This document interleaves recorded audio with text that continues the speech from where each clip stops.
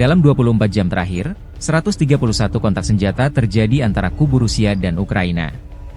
Pasukan penerbangan dan rudal serta artileri angkatan bersenjata Ukraina melancarkan 10 serangan di area konsentrasi personel dan rudal anti pesawat, menghantam pos kendali, 8 sistem artileri, sebuah perangkat peperangan elektronik dan satu lainnya objek penting pasukan Rusia.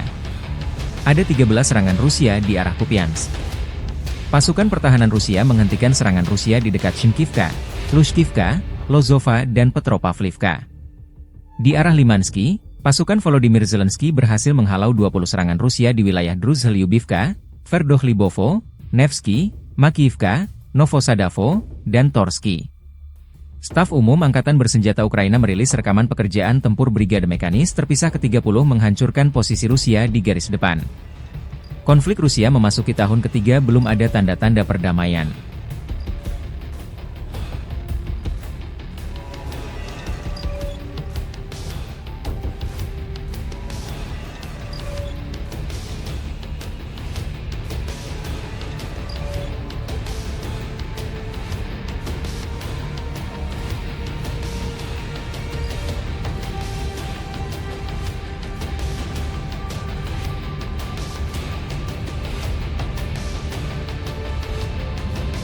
Download Tribun X sekarang, menghadirkan lokal menjadi Indonesia.